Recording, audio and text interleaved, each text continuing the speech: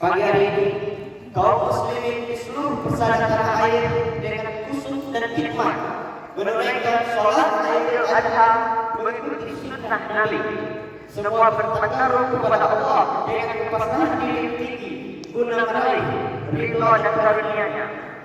Kita kumandangkan takbir, takbir, takbir sebagai wujud kesaksian seluruh hamba yang taib atas kesucian Allah sebagai Khalik yang maha segalanya.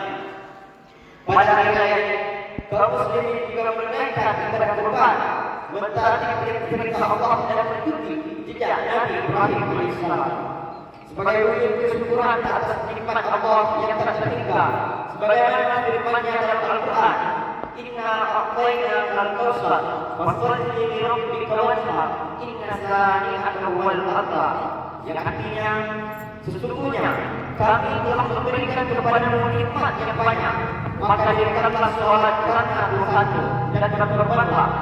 Sesungguhnya orang-orang yang benci kamu dialah yang terputus. Quran surah Al-Kautsar ayat 1 sampai 3. Hadirin jemaah Idul Adha yang berbahagia, ibadah kurban adalah ibadah yang berawal dari sejarah Nabi Ibrahim mendapatkan perintah untuk mengorbankan putranya Ismail dengan cara disembelih. Berbekal keimanan yang tinggi, Nabi Ibrahim pun melaksanakan perintah Allah yang disampaikan Allah dari sebuah pintu. Namun sebelum Nabi Ibrahim menyembelih Ismail, malaikat membawa seekor kambing dari surga sebagai nabi untuk disembelih. Peristiwa ini diberikan dalam Al-Quran surah As-Saffat ayat 102, yang artinya Maka tatkala anak sampai kepada umurnya berusaha bersama-sama Ibrahim berkata, "Hai anakku, sesungguhnya aku melihat dalam mimpi bahwa aku menyembelihmu. Maka pikirkanlah apa pendapatmu." Ia menjawab, "Hai ayahku, kerjakanlah apa yang diperintahkan kepadamu. Insya Allah, ayah akan mendapati aku termasuk orang-orang yang salah." Dari sejarah inilah umat Islam diperintahkan untuk menyembelih hewan kurban, yang pada hakikatnya merupakan sebuah ibadah untuk mengingatkan kita semua untuk kembali kepada tujuan hidup, yaitu beribadah kepada Allah. Disebutkan dalam Al-Quran surah Al-Zariyat ayat 56, "Wa ma khalaqtul jinna wal insa illa liya'budun." Dan tidak aku ciptakan jin dan manusia kecuali untuk menyembahku. Hikmah dari firman Allah Subhanahu wa taala di mana keikhlasan menjadi salah satu kunci untuk memperoleh ridha Allah. Allahu Akbar, Allahu Akbar, Allahu Akbar, walillahil hamd. Masyarakat muslimin wal muslimat rahimakumullah. Ibadah selanjutnya yang identik dengan hari raya Idul Adha adalah ibadah haji ke tanah suci Makkah. Ibadah haji merupakan kewajiban bagi kita umat Islam yang memiliki kemampuan. Hal ini ditegaskan oleh Allah dalam firman-Nya dalam surah Al-Imran ayat 97, yang artinya mengerjakan haji adalah kewajiban manusia terhadap Allah, yaitu bagi orang yang sanggup mengadakan perjalanan ke Baitullah. Barang siapa mengingkari kewajiban haji, maka sesungguhnya Allah Maha Kaya dari semesta alam. Mampu melaksanakan rukun Islam yang kelima ini memiliki artian siap untuk mengorbankan harta yang dimiliki sebagai wujud syukur atas nikmat harta dan kesehatan untuk mendekatkan diri kepada Allah Subhanahu wa taala. Sempat kesiapan kita mengorbankan harta untuk menjadi tamu Allah di Baitullah, sekaligus mengajarkan kepada kita untuk menjauhi sifat kikir dan cinta terhadap kekayaan materi, serta tidak membangga-banggakan kekayaan atau kelebihan yang kita miliki, karena pada dasarnya semua itu adalah karunia dan anugerah dari Allah. Allah Subhanahu wa taala menjadikan surga kepada umat Islam yang melaksanakan haji dengan niat tulus karena Allah dan dapat meraih predikat haji mabrur. Al-hajjul mabrur laisa lahu jazaa'un illa al-jannah, yang artinya haji yang mabrur tidak ada balasan baginya kecuali surga. Hadis riwayat Hasan. Dengan kata lain, haji mabrur adalah haji yang dijalankan dengan penuh ketaatan sehingga tidak tercampur dengan dosa. Haji mabrur juga merupakan haji yang makbul atau diterima oleh Allah dan akan dibalas dengan kebaikan, yaitu pahala.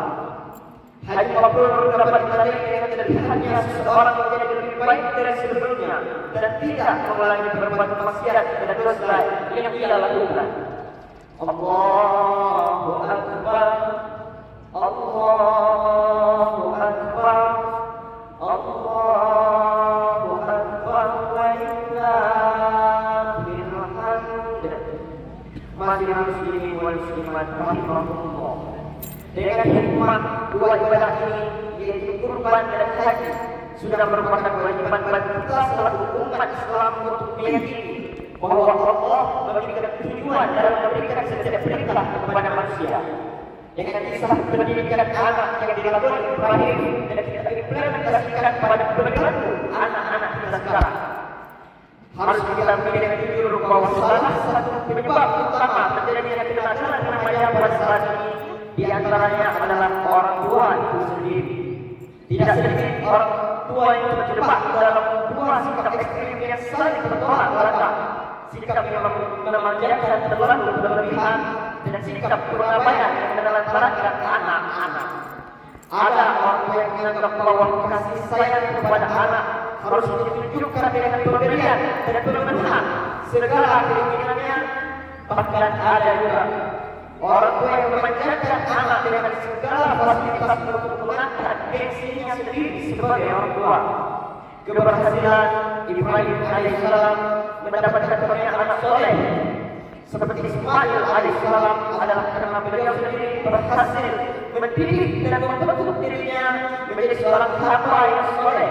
Allah Azza wa Jalla menegaskan, "Man kana lahu uswatun hasanah fi Ibrahim walladzina ma'ahu."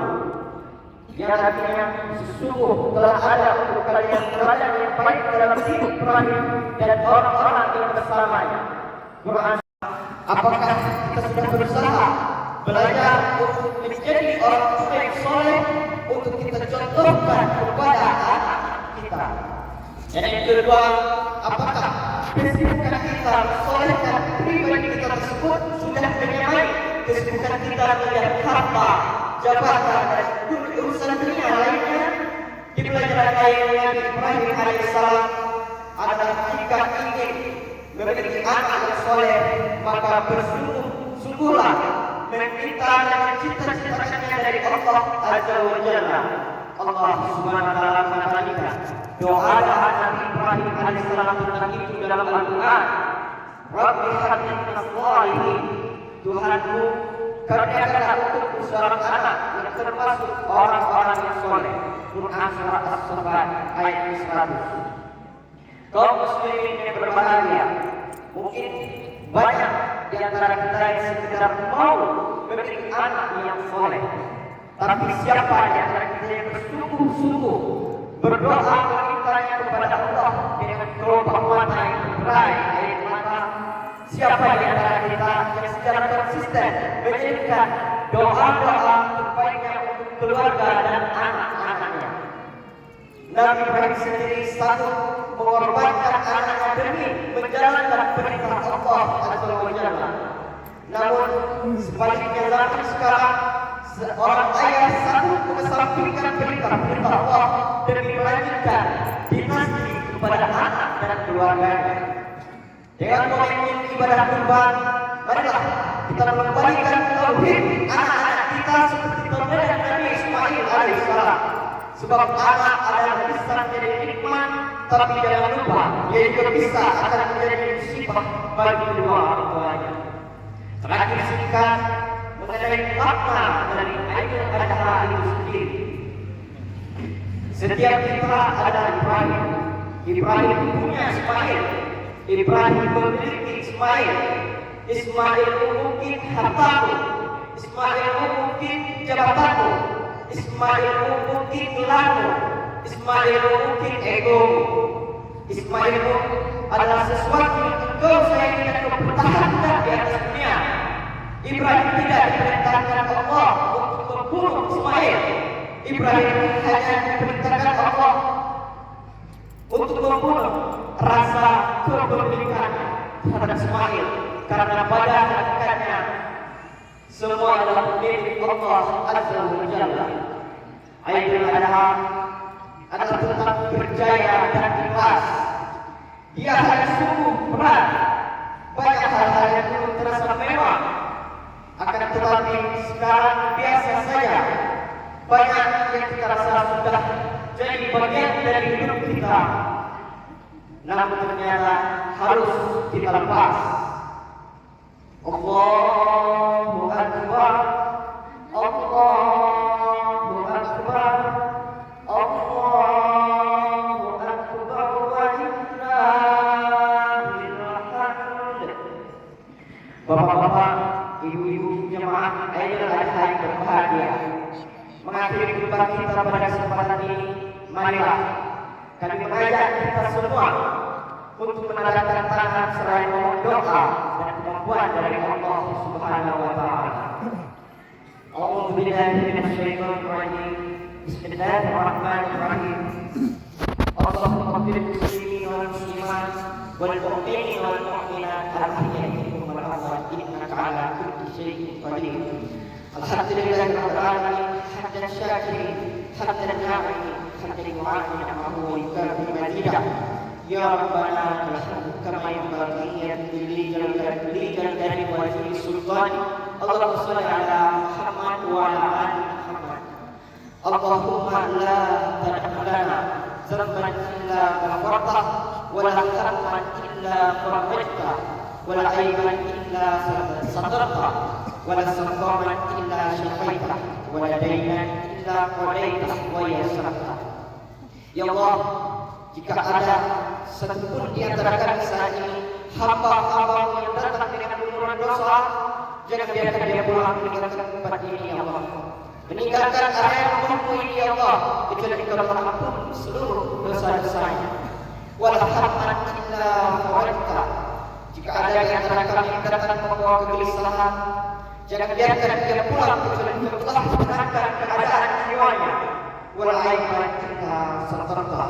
Jika ada di antara kami yang datang membawa kesulitan, ya Allah, dan mendekatkan tangannya bermohon kepada Allah, mohon solusi kesulitan di rumah tangganya, pekerjaannya, kehidupan sosialnya, maka mohon ya Allah dengan ketulusan amalnya hilangkan seluruh kesulitannya dan angkat seluruh kesulitannya.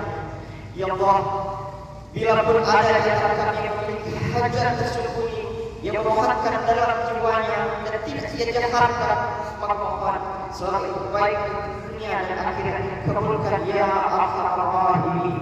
Allahumma ajalhu hajjan mabrura wa syahyan maskura wa darban maqura wa tijaratan lan tabur ya arhamar rahimin. Ya Allah, kami mohon ya Allah, terimalah seluruh amal soleh para jemaah haji dari manapun yang datang berhaji tahun ini dan tahun-tahun sebelumnya, ya Allah. Ampunilah dosa-dosa mereka, terima usaha kerja keras mereka untuk beribadah, ya Allah, dan jadikan haji mereka haji yang mabrur. Allahumma ya Allah ya Rahman, jika ada yang ingin mendekat kepada melihat hewan kurban, maka mohon terima kurban mereka, ya Allah. Jika menjadikan hewan itu merubah diri mereka lebih dekat kepada-Mu, ya Arhamar Rahimin, tanamkan takwa dalam mereka dan jauhkan mereka dari pengaruh nafsunya, Allah ya Arhamar Rahimin. Bila pun ada yang mendekat kepada-Mu dengan puasa Arafah dan perenungan itu, maka mohon ya Allah, terima sikap mereka, ya Allah, dan jadikan puasa yang mereka tunaikan mampu merubah diri kami menjadi lebih baik dekat dengan ya Arhamar Rahimin. Allahumma tib lana bi husnil khatimah wa la tahtim alaina bi su'il khatimah. Ya Allah, jika memang hari ini kami mesti kembali kepada wafat, maka mohon jadikan akhir wafat kami husnul khatimah, maka dengarkan lisan kami untuk mengucapkan kalimat la ilaha illallah Muhammadur Rasulullah. Rabbana hab lana min azwajina wa dhurriyyatina qurrata a'yun waj'alna lil muttaqina imama. Ya Allah, ampuni kami dosa para ayah, ya Allah, jika memang istri kami, anak-anak kami bermaksiat kepada kami, dan ampuni dosa para ibu, para istri, jika memang suami mereka, ayah-ayah dan anak-anak mereka bermaksiat karena ibunya, ya Allah. Allah, ampuni kami dosa para anak jika itu memang orang tua kami jauh dari muka kami karena sebab kami, ya Allah. Ya Allah, berikan kami surga bersama dengan Rasulullah sallallahu alaihi wasallam, orang-orang saleh para syuhada, keluarga besar kami, dengan tetangga-tetangga kami, dengan teman-teman kami, dengan kerabat-kerabat kami, ya Allah, di tempat kami, bangsa kami dan negeri kami Indonesia, ya Allah. Mohon jaga negeri kami, jauhkan dari perpecahan, ya Allah, satukan kami, ya Allah, jauhkan kami dari perselisihan, ya Allah. Berikan pembimbingan pada pemimpin kami agar bersikap adil dalam kepemimpinannya dan lindungi mereka, ya Allah, dari keburukan, ya Allah. Dan mohon jaga para ulama kami, ya Allah, jauhkan mereka dari perselisihan, ikhlaskan hati mereka, berikan bimbingan mereka supaya lebih taat kepada-Mu, ya Allah ya Arhamar Rahimin. Allahumma sholli ikhwatina fi Palestin, ya Allah, mohon anugerahkanlah pertolongan-Mu kepada pertolongan yang sempurna kepada saudara-saudari kami di Palestina, ya Allah ya Rabbal Alamin. Ya Allah, berikanlah tambahan kekuatan kepada para pejuang di Palestina, ya Arhamar Rahimin. Ya Allah, sebelum kami wafat, berikanlah kesempatan untuk menunaikan sholat di Masjid Al-Aqsa, ya Rabbal Alamin. Dan mohon ampuni dan ringankan hisab kami di hari kiamat kelak, ya Allah. Ketika Engkau tanya kami, ya Allah, apa yang telah kau perbuat untuk Palestina, ringankan hisab kami di akhirat. Ya Allah, ya Arhamar Rahimin. Rabbana atina fid dunya hasanah wa fil akhirati hasanah wa qina adzabannar. Sallallahu alaihi wa sallam. Walhamdulillahi rabbil alamin. Hadirin sekalian, demikianlah khutbah Jumat Idul Adha yang disampaikan.